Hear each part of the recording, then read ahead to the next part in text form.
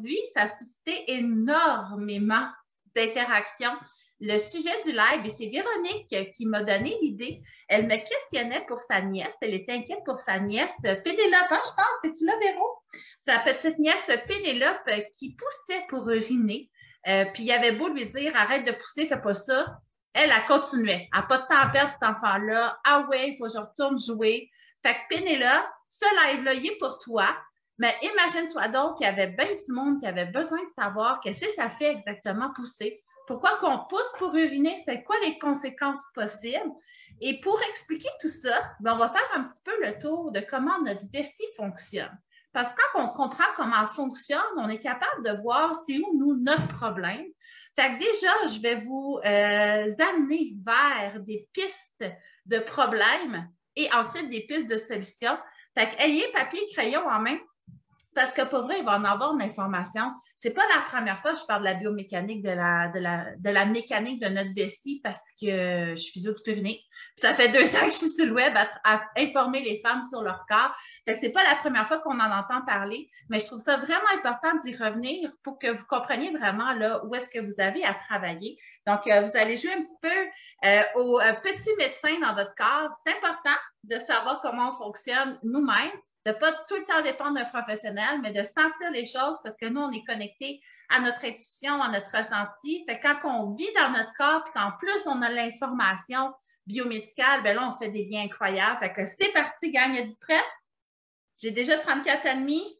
C'est parti! Donc, mon petit live sur le pouce pipi, stop pipi. Fait que... on y va. On va commencer par parler de la vessie. Puis pour parler de la vessie, c'est important de savoir que notre système neurologique, parce que là, on va parler de réflexe neurologique, OK? Notre système neurologique va se diviser en 2 groupes. On va avoir le système somatique. Ça, le somatique, c'est celui qu'on ressent.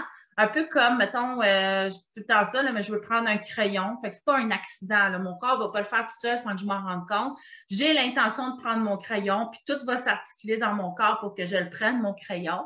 By the way, pour prendre un crayon, savez-vous, c'est quoi le premier muscle qui doit contracter? Hein, on te dit ça? Il y en a-t-il qui le savent?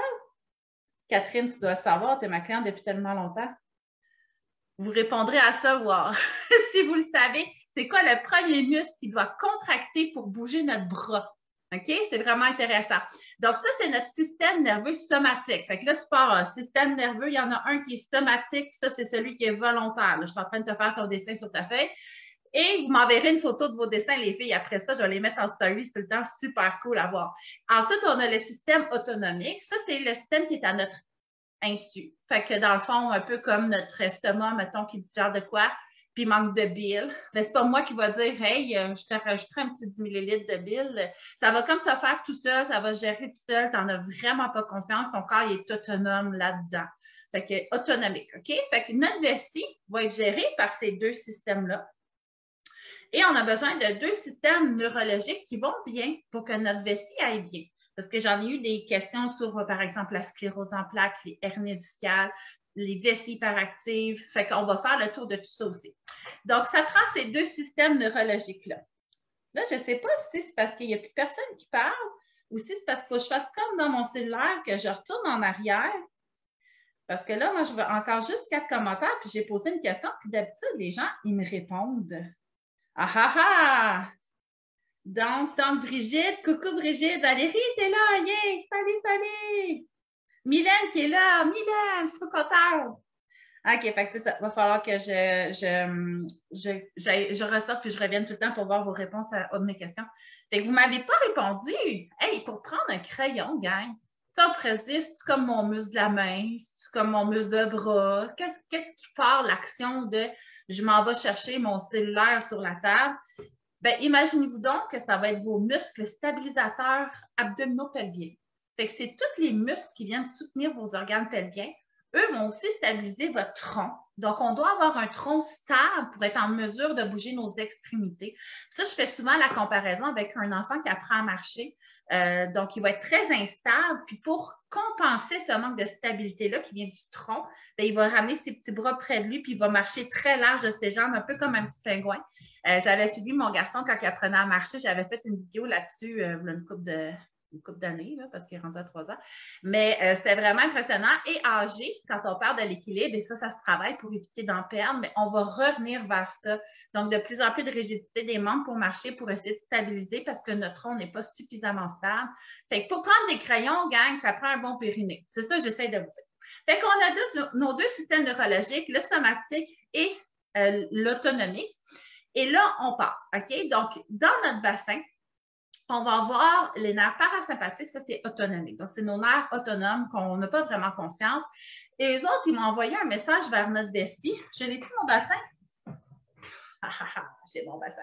Donc, ils vont partir vraiment, tu sais, là, tu as ton pubis, OK? Tu as tes iliaques, tes petites hanches qui s'attachent dans le trou qui est là. Excusez, là, je suis comme décalée avec toutes les images. Puis en arrière, on a notre sacrum avec notre petit bout de coccyx. Mais nos nerfs vont partir de deuxième, troisième et quatrième trou ici, puis s'en aller vers notre vessie. Et ce nerf-là, le parasympathique, il va dire à ta vessie, contracte, contracte, contracte, contracte, contracte, contracte, contracte, sans arrêt. Fait que là, la vessie est comme, je veux contracter, je veux contracter.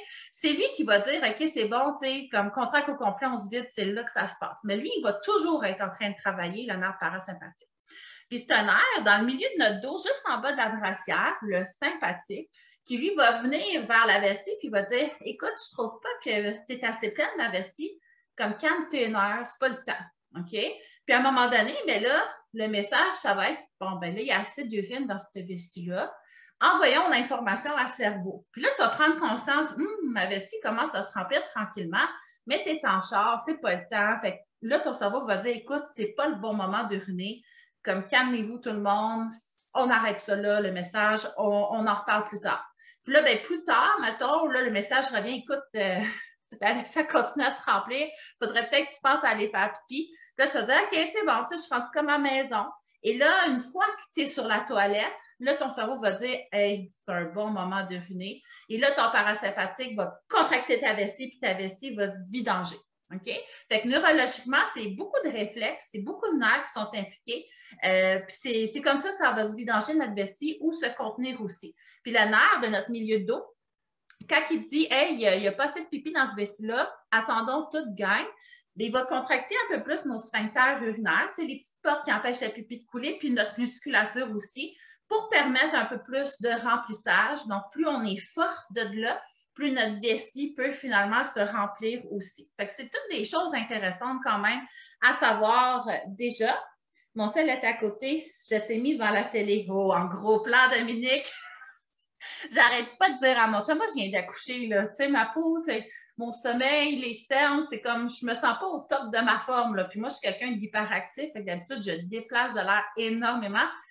Il m'oblige à mettre les spotlights, la grosse caméra qui voit tous les détails. Fait que toi, Dominique, tu as vraiment la grande vue sur ma fatigue postpartum. En gros plan à TV. OK. Fait que voilà. Fait que déjà, en sachant un peu la mécanique neurologique de notre vessie, il peut y avoir plein d'endroits où est-ce qu'il y a des problèmes. Par exemple, dans tes nerfs parasympathiques, ceux qui disent toujours à ta vessie de contracter, si ceux-là sont comme hyperactifs, hein, parlons d'hyperactivité, ben, eux autres vont tout le temps comme ils disent. Fait que là, ça fait des fois des filles qui vont uriner 15 fois par jour. Tu sais, plus que 10 fois déjà, on parle d'hyperactivité, mais qui vont aussi se réveiller souvent dans la nuit pour uriner. En temps normal, on va se réveiller la nuit pour quelque chose, mettons un bébé qui braille, okay, qui est très actuel pour moi présentement, ou un enfant qui tousse. Bref, c'était ma nuit dernière. Puis là, tu te dis, écoute, tant qu'à ça, je vais aller faire pipi. Ça, c'est normal. Mais que tu es en train de dormir, tu es dans ton sommeil, puis là, ta vessie te dit, il faut que tu ailles faire pipi.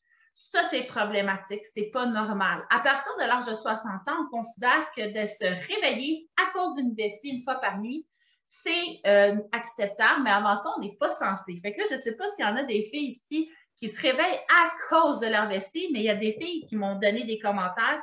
J'ai la page pleine de questions où je vais répondre à tout le monde tantôt, qui me disait justement, moi, j'essaie de m'endormir, mais là, mon pipi, je sens ma vessie, fait que là, j'y retourne. Là, je sens ma vessie, puis là, j'y retourne. Fait que ça, c'est toutes des choses qu'on peut travailler. Fait que déjà, au niveau parasympathique, si toi, ta vessie se contracte trop souvent, ben, c'est un petit peu gossant. OK? Puis d'un autre côté, si, au contraire, ton nerf il est écrasé dans ton piriforme, dans tes fessiers, dans ton canal d'Alcock. Ça, c'est le canal à l'intérieur de notre bassin qui va être compressé chez les filles qui font de l'équitation ou énormément de vélo. Mais il y a moyen qu'il ne soit pas compressé, là. OK? Ce n'est pas une fatalité, puis ça ne reste pas de même quand c'est là, ça se traite, puis tu peux travailler plein de choses pour éviter que ce soit. Mais si ton air est écrasé, mais lui, il peut comme moins envoyer un message. Fait que là, les filles, mettons, qui essayent d'uriner puis que ça ne sort pas le jet, c'est une possible cause. Il y a énormément de causes, mais ça peut être une des possibles. Fait que gardez ça en tête. Fait que, si vous avez mal aux hanches, mal aux genoux, mal au dos, puis qu'en plus, quand vous allez aux toilettes, votre vessie ne se contracte pas puis le jet ne sort pas, bien, ça se pourrait là, que votre nerf soit écrasé. Puis là, il faut juste comme apprendre à relâcher tout le trajet. OK? Puis, en haut de la brassière maintenant, le petit nerf qui sent en vessie. Ça, tu sais, je vais juste en parler pour les enfants parce que j'ai une question sur les enfants plus tard aussi. Les enfants, quand on veut les mettre propres, ça, j'ai fait souvent des lives là-dessus, puis j'ai même des articles de blog sur le sujet si vous voulez tous les détails et tous les articles associés à ce que je vous dis là. Mais les enfants, effectivement, vont sentir leur pipi sur leur peau, leur caca, ils vont être inconfortables bien avant de sentir l'intérieur de leurs organes. Ce petit nerf-là, en prendre conscience, puis qu'il soit fonctionnel, puis qu'il sente vraiment le bon nombre de millilitres à l'intérieur de notre vessie ou de notre rectum, là, ça demande du temps, OK? Puis c'est pas quelque chose qu'on peut apprendre à faire volontairement, c'est neurologique. Donc, ça se développe avec le temps, puis ça peut prendre jusqu'à 5 ans avant que neurologiquement, on ait développé cette compétence-là de sentir l'intérieur de nos organes. Fait que ça, apprendre à un enfant à être propre, j'en parle souvent, ça peut créer finalement des muscles qui se contractent bien trop. Puis là, le pipi, bien, il y a plus de misère à sortir, ou même les cacas, ça peut faire de la constipation, parce que vu qu'ils ne sentent pas bien, mais là, les enfants vont être comme tout le temps se kiver dans leurs muscles. Moi, je ne veux pas faire pipi dans mes culottes, je ne veux pas faire caca dans mes culottes, fait qu'ils vont tout le temps être sous tension, puis ils vont être comme ça, comme normalement. Ils n'auront pas vraiment de phase de repos. Fait que ça peut amener éventuellement aussi, outre la difficulté à uriner ou la constipation, des problèmes de douleur aux relations, éjaculation précoce, troubles érectiles. Fait que c'est important, là, puis tu sais, je pourrais en refaire un live là-dessus. Là, je vois qu'Alice me questionne, je vais aller voir après. Fait que je pourrais refaire un live sur les enfants éventuellement. Vous leverez la main, les intéressés. Donc, au niveau de notre nerf en bas de la brassière, bien, lui aussi, il peut trop travailler ou il peut être compressé, puis le message ne se rend pas. Fait que même chose, ça peut faire en sorte qu'un nerf domine l'autre, puis qu'il n'y a plus cet équilibre-là qui fait en sorte que la vessie va avoir un certain contenu avant que le message soit ressenti dans notre tête. Peut-être qu'on va recevoir trop de messages trop souvent ou on ne les recevra pas, puis on va faire pipi super tard, puis là, notre vessie, elle est comme grosse, puis là, c'est dur pour les reins. Ça peut mettre une surcharge sur les reins. Fait que ce petit nerf-là, lui, va traverser notre ventre, puis il va aller dans notre canal inguinal, sur le bord de notre bassin, puis aller vers notre vessie. Fait que lui, bien, pour le dégager, pour le calmer, il faut travailler notre colonne, il faut travailler nos muscles tout le tour pour permettre à notre nerf, finalement, d'envoyer des meilleurs messages et d'être plus compétent. Et comportemental, ça au niveau de notre cerveau, il y a des fois où est-ce que notre vessie nous domine. Fait que tous ces mécanismes qu'on n'a pas nécessairement conscience va avoir le dessus sur notre raison. Fait que notre cerveau ne domine plus la vessie. La vessie se domine seule. La vessie est le chef dans notre corps. Mais ça, c'est comportemental. Puis une fois qu'on a installé des bons nerfs, qu'on a une bonne force, qu'on a un bel équilibre, bien là, on va pouvoir rééduquer notre cerveau à dominer finalement, à être le chef de notre vessie et reprendre le contrôle. Fait que je trouvais ça important de refaire un petit retour sur la mécanique de la vessie parce que ça nous explique déjà un petit peu des raisons de pourquoi on va pousser pour uriner. OK? Là, je vois que j'ai beaucoup de questions. Est-ce que de se réveiller à cause de sa vessie est enceinte, c'est normal ou c'est à travailler? C'est quand même normal parce que là, tu as beaucoup plus de gestion à faire, tes hormones. Les hormones ont un impact aussi. Surtout chez les enfants, par exemple, qui ont de la difficulté avec leur continence de nuit, chose qui arrive souvent 1 an après la continence de jour, là, soit dit en passant. Ben, ça peut être hormonal. Donc, les hormones, dans la nuit, sont censées dire, écoutez, rein, travaillez une coche de moins, c'est comme le temps de se reposer. Remplissez moins la vessie. Tout le monde est d'accord? Nice, c'est bon, c'est bon. Fait que là, on dort toute notre nuit, puis le lendemain, ben là, c'est sûr, c'est bien plein. Mais là, c'est censé être au ralenti pour nous permettre de ne pas nous lever pour faire pipi, parce que le sommeil, il y a des bienfaits, on ne se le cachera pas, il y en a d'autres, là, bienfaits que d'uriner. Fait que c'est ce qui généralement va se passer, mais on peut avoir des dérèglements hormonaux qui font en sorte que finalement, notre vessie, ben, se remplit comme si on était en plein jour, puis il n'y a comme pas ce décalage-là en fonction du moment de la journée. Fait que ça peut être hormonal, mais enceinte, on a plus de sang. On a plus de liquide, on a plus de choses. Puis enceinte, ça peut être aussi nos jambes qui sont tellement enflées, ou peut-être que ça paraît même pas des fois, mais on se sent enflé à l'intérieur, mais à l'extérieur, ça paraît pas tant, que quand on se couche, là, tu sais, ça remonte, puis là, on a besoin d'uriner. Fait que les filles qui ont les jambes enflées enceintes, ça peut être intéressant de surélever les pieds 1 heure ou 2 avant de se coucher, tu sais, une vingtaine de minutes, juste pour laisser finalement tous les liquides des jambes qui ont descendu avec la gravité de la journée, revenir dans la circulation, puis finalement se drainer, tu vas avoir un beau gros pipi avant de te coucher, puis c'est réglé. Oui, un live sur la propreté, Laura, mais toi, tu y as déjà accès, parce que tu es une de mes clientes, tu as déjà accès à une formation vraiment complète sur la propreté des enfants, tu as même une formation sur l'érection. Tu as vraiment beaucoup de formations sur ta plateforme, mais oui, je prends en faire un live. Caca, mon enfant m'a dit souvent qu'elle ne sent pas son caca descendre. France, tu me diras quel âge ton enfant, s'il y a d'autres problèmes et tout ça. Fait que je vais pouvoir te guider un petit peu là en live. Fait que voilà. Fait qu'on peut pousser notre urine comme peut-être Pénélope parce que Pénélope a des tensions à l'intérieur d'elle parce qu'elle a été propre trop tôt peut-être ou on peut développer des tensions pour plein de raisons. On peut développer des tensions parce que tu as chuté sur ton coccyx, tu avais 1 an. Puis là, ton coccyx est un petit peu croche, là. Puis là, tu grandis autour de ça. OK? Ça, c'est le cas de ma fille qui a une scoliose. Elle va commencer à avoir un corset. Ça a débuté par ça, puis on la traite, là, pour essayer d'améliorer les choses, mais c'est pas évident. Fait que ça peut être une chute, ça peut être un accident d'auto, ça peut être n'importe quelle blessure du bassin, du dos. Puis là, tu as une réaction de protection, tout vient se tendre, puis là, ben, ça fait que les chemins sont un petit peu plus sous tension, puis là, on doit pousser pour traverser ça. Mais qu'est-ce qu'on fait dans ce temps-là? Bien, sur une adulte, on peut faire du beau relâchement interne. Et ça, vous avez accès à 2 super belles formations que je vous avais fait sur ma plateforme des Initiés du Pyrénées. Dans l'événement J'aime mon corps, vous avez 2 formations sur comment relâcher l'intérieur de votre vagin et l'extérieur aussi. Mon petit pubis, le ventre, les grandes lèvres, tout ça. Donc, vous avez des techniques là, dans cet événement-là vraiment intéressant pour relâcher et créer de l'espace finalement. OK? On peut aussi avoir à pousser nos urines. Bon, là, je l'étudie parce qu'on est pressé. Parce qu'il y en a qui n'ont pas de temps à perdre. Tu sais, là, c'est tellement cliché, mais tu sais, je nous imagine tout un petit peu pareil, genre une chose après l'autre, puis même 2 fois 2 choses, 3 choses en même temps, puis ça roule, ça roule. Tu sais, on ne s'arrête pas aux toilettes comme nos chums peuvent le faire. Il faut des beaux caca téléphones que j'appelle. Mais ça se pourrait, toi, que tu te dises, OK, moi, je suis habituée de pousser pour uriner. Mais ça, tu sais, quand on pousse pour uriner, la vessie n'est pas nécessairement faite pour ça. Le canal anal, oui, on doit pousser, mais vraiment très légèrement. Puis même souvent, juste à laisser aller, la selle est censée sortir aussi. Quand on pousse pour uriner ou qu'on pousse plus fort pour sortir nos selles, ben, ça fait pression dans nos organes. Donc, ça peut amener un périnée qui descend un petit peu plus. Ça peut contribuer à entretenir le descente d'organes ou même en créer. OK? Et ça peut faire des réactions réflexes, un peu comme quand on saute dans un trampoline. Le trampoline, la toile va nous remonter. Fait qu'il y a des gens qui vont réagir. Ça, c'est ma façon de réagir dans mon corps.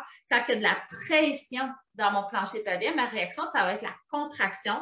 Fait qu'au contraire, je deviens de plus en plus tendue. Fait que j'ai des douleurs qui vont apparaître dans mon dos, dans mon pubis, dans mon ventre, dans mon vagin ou relâchement, par exemple. Et en plus, ça bloque encore plus le chemin, fait que je vais vouloir pousser plus la fois d'après. Fait que vous comprenez un petit peu le petit cercle vicieux. Fait que de relâcher et de le laisser aller, ça va aider finalement à reprendre le dessus sur des symptômes ou éviter d'en développer d'autres, comme je disais, les descentes d'organes, les douleurs et tout ça. OK? Donc, pour pousser. Sinon, ça peut être aussi parce que ta vessie dans ton bassin n'est plus tout à fait verticale, est un petit peu tomber là, dans ton canal vaginal. Puis ça, on appelle ça une descente de vessie, une cystocèle. Mais ça fait que ton urine, au lieu d'avoir un beau chemin droit à faire, ben là, ça va être comme un petit coude. Fait que là, c'est sûr, ça va être comme un peu plus dur. Puis ça, souvent, les filles qui ont une descente de vessie, quand tu pars ton gel, il est comme lent, diffus, il n'est pas super cool. Puis à un moment donné, là, le jet part fort. Bien là, c'est parce que ça s'est comme redressé. Puis là, tu as plus de force dans ta contraction de vessie que tu as de résistance dans le pli de ton urètre. Puis là, le jet part d'un coup. Puis là, ça va mieux là, uriner. Fait que ça, c'est souvent ça qui arrive quand on a une descente de vessie. Fait que ça fait le tour de l'enseignement. Là, je vais aller dans les questions parce qu'il y en a vraiment beaucoup. Et là, vous aurez compris que si vous arrêtez volontairement votre jet d'urine, parce que ça a été la recommandation pendant longtemps pour entraîner ton plancher pelvien à se renforcer, quand tu urines, viens contracter ton plancher pelvien pour arrêter ton jet urinaire. Mais ce qu'on a réalisé, c'est que finalement, ça venait foquer un petit peu tout, oui, j'ai dit foquer en live, ça vient foquer un petit peu tout ta neurologie, là, tous tes réflexes neurologiques. Fait qu'il y a des filles qui se ramassaient quand ils exagéraient peut-être un petit peu, mais ils en faisaient vraiment, ils étaient super motivés à ne plus se rappeler comment uriner. Puis là, ça devenait compliqué. Fait que maintenant, la recommandation, c'est plus de s'entraîner en arrêtant son jet urinaire parce qu'on a conscience de toute la neurologie complexe qui est derrière. Par contre, tu peux évaluer la force. Si, par exemple, toi, tu es en réadaptation puis que ça fait comme un mois que tu entraînes tes composantes, là, ton abdomen pour être soutenant par rapport à ta vessie, ton plancher pelvien, bon, toutes tes structures qui aident tes organes finalement à bien fonctionner. Tu peux vérifier une fois par mois ton évolution en termes de force. Moi, mes clients, je leur fais vérifier avec leurs doigts à l'intérieur. Ils ont une façon de guider là, pour évaluer leur force toute seule. Mais tu peux l'évaluer de cette façon-là aussi. Mais une fois par mois, tu vas, OK, tu arrêtes un peu plus mon jet, mais tu arrêtes tout de suite. Là, tu ne fais pas comme le tenir puis faire des répétitions. Il faut que je me lève. Comment la jointe à me lever?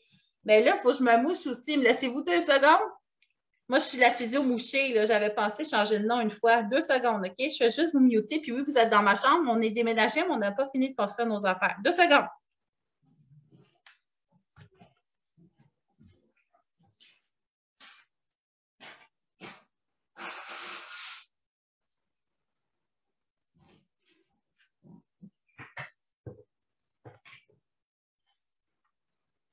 Voilà, la physio mouchée, c'est mouché avec des lingettes. J'avais pas de Kleenex. Des bonnes lingettes humides. OK, donc voilà pour le stop pipi. J'avais une question sur Instagram, une fille qui disait, moi j'ai peur de faire le stop pipi, de me créer des infections urinaires. Donc ça, les infections urinaires, je ne sais pas s'il y en a ici qui en ont fait souvent des infections urinaires, des infections à répétition ou même des infections vaginales, OK? Ça, j'en parle souvent, mais j'aime bien le rappeler parce que c'est quand même quelque chose qui est assez commun. Je n'ai pas la statistique, mais dans mes clients, je pourrais dire que c'est arrivé souvent. Des infections régulières pendant un certain temps, puis à un moment donné, bien, ça s'arrête. Je veux juste vous dire que quand on a une infection, nos tissus vont un petit peu se rigidifier. Donc, notre vagin, nos ligaments, nos fascias autour de notre urètre, ce qui va faciliter finalement une autre infection par après, et ainsi de suite. Puis ça, moi, j'en ai eu des femmes en consultation qui voulaient ne plus avoir d'infection en répétition. Et les techniques qu'on faisait, c'était justement de revenir ramollir les tissus pour que la bactérie, finalement, n'aille pas comme un bel escalier solide à remonter pour aller vers la vessie ou, bon, peu importe, là, se réinstaller dans des tissus rigides qui peuvent facilement saigner, qui peuvent facilement être irrités parce que tout est sous tension. On vient relâcher l'intérieur, relâcher les fascias de l'urètre, relâcher l'urètre pour qu'elle se mobilise mieux. Et ça, bien, ça fait en sorte que finalement, on a moins d'infections, OK? Donc, généralement, ça s'arrête complètement, mais je ne peux pas nécessairement faire de promesses, mais c'est généralement ce qui arrive. Et ça fait en sorte que tes tissus retrouvent une certaine forme de qualité, OK? Donc, de confort, là, pas de... Ben, c'est ça, qualité, là, sa qualité devient meilleure en termes d'épaisseur, d'engorgement et tout ça. OK? Donc, France, 7 ans, elle ne sent pas son caca descendre. Puis là, c'est tout le temps, France, que ton enfant de 7 ans ne sent pas son caca descendre ou ça va arriver, par exemple, quand elle est en train de jouer. Dans le fond, il faudrait quasiment qu'on se parle en privé parce que j'ai beaucoup de questions à poser pour pouvoir vraiment bien le guider. Là. Fait que ça, peut-être que ça vaudrait la peine que tu me parles de ça en privé, que tu me donnes un peu plus de détails. Elle a été propre quand, si elle a eu des traumatismes physiques, tout ça, ou même psychologiques, comme des détails pour que je puisse dire, OK, ben c'est ça, ou c'est ça. Puis des fois, ça prend même une évaluation physique pour être sûr. Là. Fait que là, pousse pipi parce qu'on est pressé. Tu sais, si t'es pressé, comme, fais juste arrêter de faire ça. En fin de grossesse, Mona qui me disait, moi, je suis en fin de grossesse, puis là, je ressens le besoin de pousser pour uriner. Ça se peut parce que là, tu as une petite tête qui descend là, tranquillement pas vite dans ton bassin. Ça se peut que tu avais essayé beaucoup moins de place, l'utérus est carrément partout dans ton bassin présentement. Fait que ça se pourrait que le chemin soit plus difficile. Ce qui peut aider parfois, c'est de se balancer sur la toilette d'avant en arrière, sur les côtés, pour aider un petit peu la vessie à bouger dans notre bassin, puis permettre finalement que l'urine sorte un petit peu mieux. C'est ce que je pourrais te recommander pour essayer d'éviter de pousser. Peut-être plus utiliser ton tronc pour aider ta vessie là, à se vidanger au lieu de vraiment pousser puis d'amener vers des tensions puis des conséquences que j'ai parlé tantôt. Puis, tu peux aussi faire du relâchement interne pour créer de l'espace pour la sortie de ton bébé. Dépendamment de combien de semaines de grossesse, habituellement, c'est à 34, sauf s'il y a contre-indication, là, risque de prématuré ou toute chose que ton médecin t'a dit, tu peux pas avoir de relation, tout ça. Faut faire attention, mais sinon, tu peux relâcher en interne pour faire plus de place pour ta vessie. Là. Ça pourrait l'aider. Voilà, voilà, voilà. Donc, il y a Julie qui disait justement, moi, pour vidanger ma vessie, elle n'est pas enceinte là, je dois me balancer, je dois même des fois me lever puis me rasseoir parce que sinon, ma vessie, elle ne se vide pas au complet et je n'ai pas le choix de pousser. Mais là, ça, c'est un signe de descente d'organes. Ça peut être une descente de vessie ou une descente d'urètre. Il y a des chances que ce soit à cause de ça. Donc, ça, dans ce temps-là, pour essayer de régler la situation, bien là, il faut faire une réadaptation pour permettre aux organes de reprendre leur place et d'être plus solides dans ton bassin pour permettre justement de ne plus avoir à te balancer ou te lever pour que le chemin se crée et aussi éviter d'avoir à pousser ce qui entretient finalement les descentes d'organes. Donc, ça peut être intéressant dans ce cas-là. Ça, pour moi, c'est un signe qu'il faut faire une réadaptation.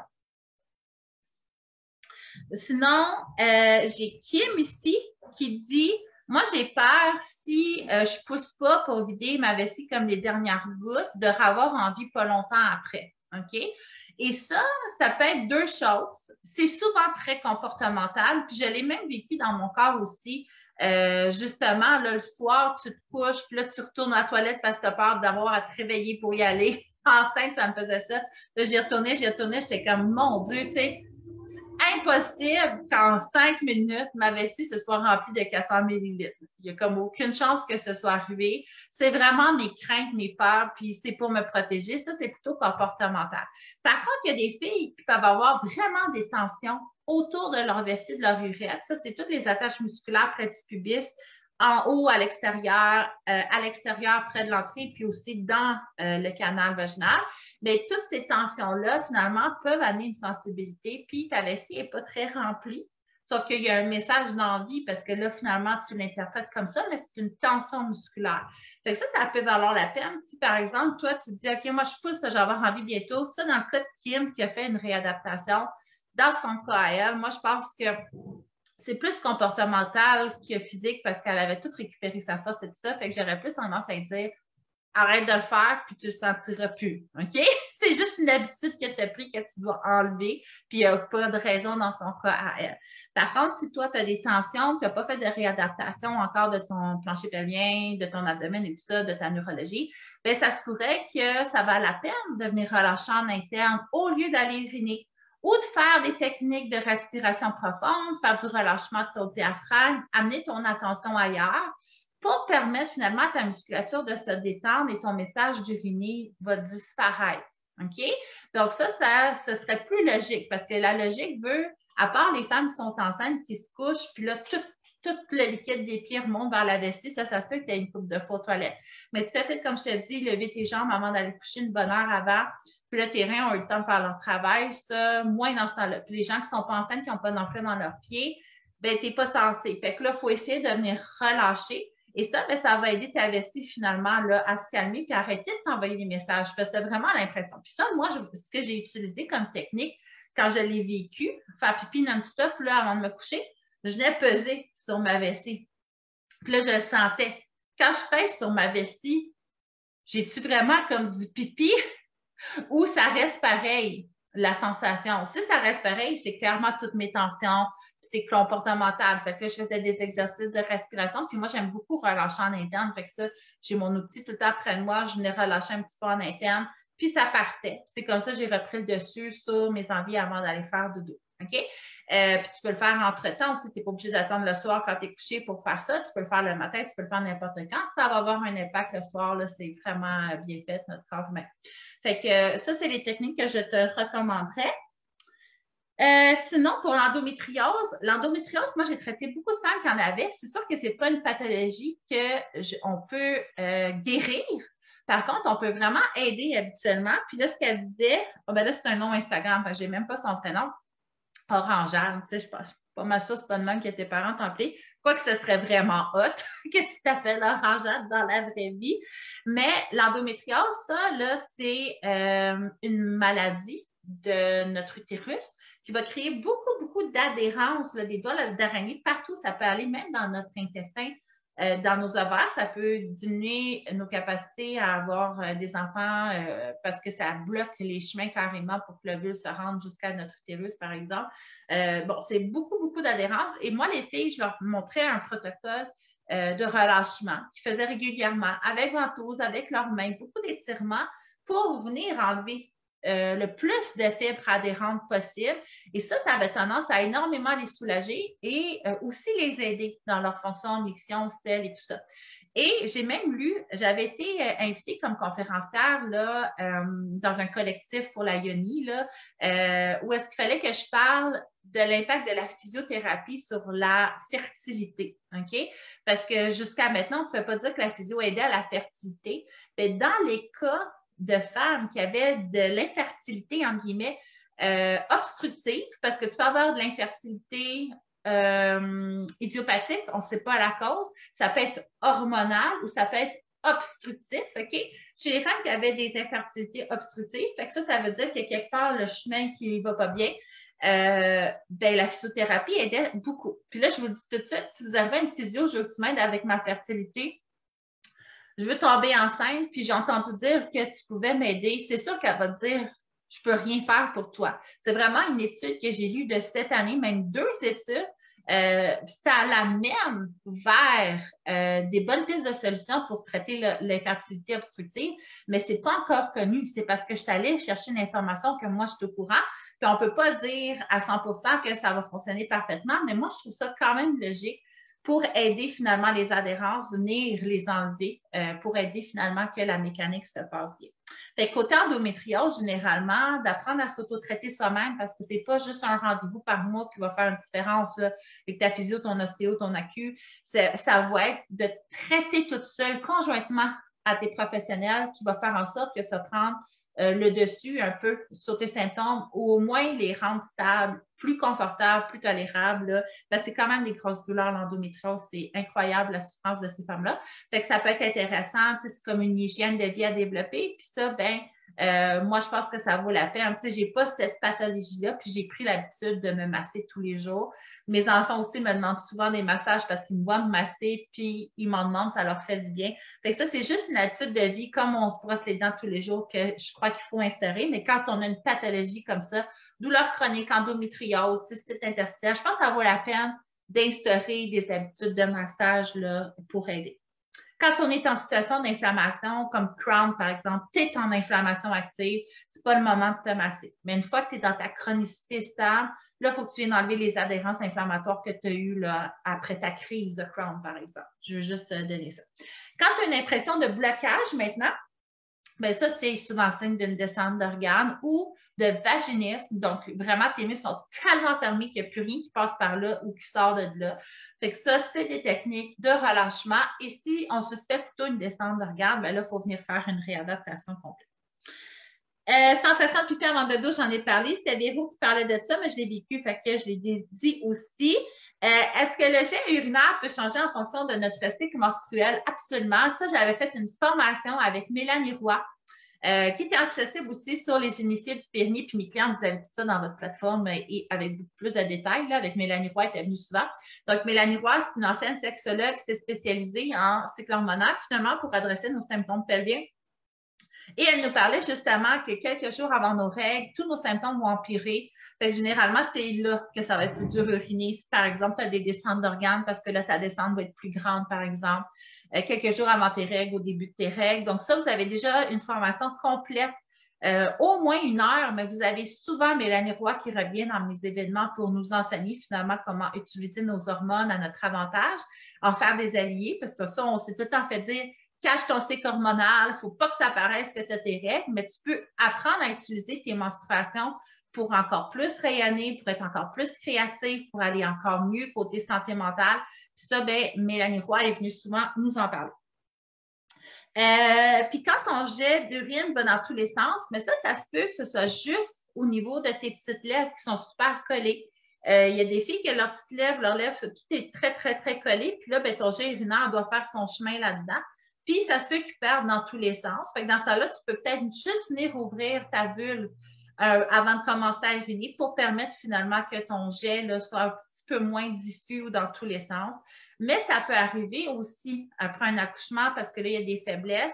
Ton urètre a plusieurs portions, OK? Puis la dernière portion, l'urètre bulbeuse, cette urètre-là va avoir tendance à faire un petit ballon. Au lieu d'être un beau tuyau, elle va faire comme une petite balloune, là. Fait que l'urine va avoir tendance à s'accumuler là ou faire son trajet là-dedans. Fait qu'au lieu d'avoir un beau jet qui s'en va vers la toilette, ça s'en va dans tous les sens.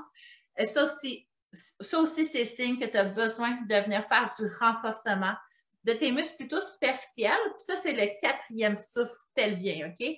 Fait que ça, j'en parle aussi souvent du quatrième souffle pelvien. C'est un souffle que j'ai développé à force de voir mes clientes évoluer, mais aussi à force de lire les études scientifiques. Donc, le premier souffle pelvien, on peut les faire ensemble si vous voulez. Donc, on est assis sur notre chaise, on inspire et en soufflant, on vient retenir nos gaz et nos urines, nos fesses, nos cuisses, rien contractent. C'est vraiment profond ce qu'on va sentir.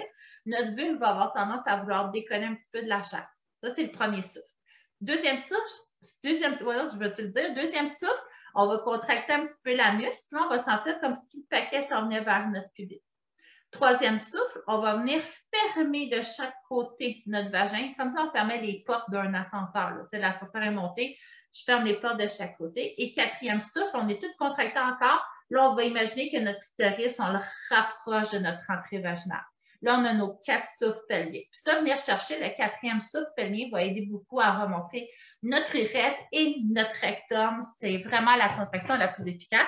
Et là, si j'en ai perdu, ça demande beaucoup de travail, être en mesure de dissocier toutes ces façons-là de contracter notre plancher pelvien, mais c'est possible. Mais si tu ne réussis pas maintenant, c'est vraiment pas un échec, c'est pas stressant non plus. C'est juste si ça t'intéresse d'apprendre à développer tout ça, c'est faisable. Mais c'est pas grave, là. Il ne faut pas paniquer. Si tu n'y arrives pas, c'est normal au début. Jet dans tous les sens. Sclérose en plaques. La sclérose en plaques, ça, c'est une maladie qui va venir créer finalement des lésions plus dans notre cerveau.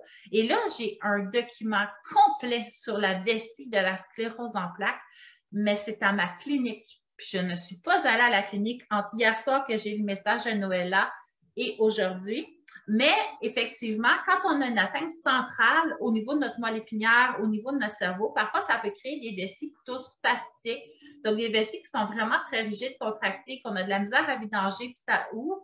Et puis ça va peut-être prendre une sonde pour venir la vider. Donc, des cathéters. Donc, ça se peut que tu aies besoin de faire des cathétérismes. Mais je sais qu'il y a vraiment énormément d'informations quand on a une lésion de notre système nerveux central. Et ça, je pense que Noëlla, je vais faire une formation complète sur le sujet éventuellement, mais il va falloir que j'aille chercher tous mes documents. Ce n'est pas nécessairement une condition que j'ai traitée en clinique. J'ai surtout eu des postpartum, des douleurs chroniques. C'est surtout ça ma clientèle à moi. Ou des super sportifs, là, parce qu'on est près du Mont-Tremblant, puis le monde capote vraiment, c'est Ironman dans la région, fait que des ultras comme Too Much, puis CrossFit, tout ça. Fait que sclérose en plaques, j'en ai moins traité, mais je pourrais faire une formation pour te donner plein de détails, ça pourrait être vraiment cool. Et il y en a d'autres qui sont assis sur leur toilette, et s'ils attendent 30 secondes, il y a un deuxième pipi qui sort. Effectivement, la vessie est toujours en train de se remplir, mais il va toujours rester un petit fond de pipi, là. Ça ne va jamais se vider complètement au complet. Fait que c'est sûr que si tu pousses, il y a toujours de l'urine, là, OK? Mais tu n'as pas besoin de faire ça. Quand tu as fini d'uriner, lève-toi tout de suite, attends pas, OK? Parce que plus on est longtemps sur la toilette, plus ça crée une succion, puis plus justement on peut descendre nos organes aussi, puis faire un périnée fatigué. Mais lève-toi tout de suite, continue tes choses, et si tu ressens de la sensibilité, là, c'est pas ta vessie qui est tellement pleine que tu as besoin d'uriner. Là, c'est parce que tu as peut-être trop de tension autour de ta vessie. Fait que toi, tu serais plus gagnante de venir relâcher tes muscles autour de ta vessie pour diminuer ce symptôme-là. Mais il y a une portion aussi qui est une habitude, donc comportementale. Fait qu'il faut venir jouer sur les deux aspects là, pour éviter d'avoir la deuxième miction. Fait que tu fais pipi, tu n'as plus envie, tu attends un peu, boum, il y a du pipi, c'est normal. Ça fait ça à tout le monde. Ce qui n'est pas normal, c'est d'attendre ce pipi-là. Il faut attendre le prochain dans 3 heures. Sinon, il y a une des filles qui dit « Moi, je fais pipi tout le temps, en riant, en sautant, en courant. Puis quand je rentre à la toilette, ça part pas. faut que je me lève pour que ça parte. Ça veut dire que toi, quand tu t'assois, la façon que ta colonne, ton bassin se place, ça fait pression dans tes organes et là, le chemin vient se bloquer. OK? Fait que ça, c'est signe que tu as besoin de retrouver une bonne biomécanique dans ton dos, mais aussi plus de soutien dans tes organes pour éviter finalement que ton pipi soit bloqué puis que tu fasses pipi tout le temps dans d'autres moments. Fait que ça, c'est signe que tu as besoin d'une réadaptation. Puis si je ne me trompe pas, c'est Marie, mais je ne suis pas certaine parce que j'écris vraiment mal. OK. Fait que là, les infections, je n'ai même pas répondu à ça, puis là, je vois, j'ai plein de questions. Les infections, est-ce que le stop pipi peut créer des infections? Je n'ai pas lu là-dessus pour être honnête. Puis si je lis un article sur le sujet, je vais vraiment venir vous donner l'information en détail. C'est sûr que si tu le fais tout le temps, j'ai l'impression que c'est plus irritant. Puis là, l'irritation peut faire en sorte qu'une petite bactérie a un chemin vers ton sang. OK? Je pense pas que ça va créer nécessairement une infection. Ça va juste mélanger tout ton système nerveux.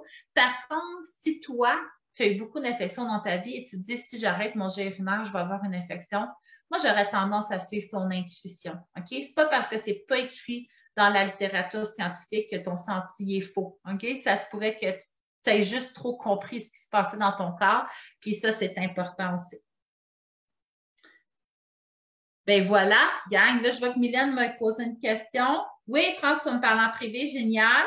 Depuis que tu m'as dit que mon problème est comportemental, j'ai arrêté de pousser mon pipi.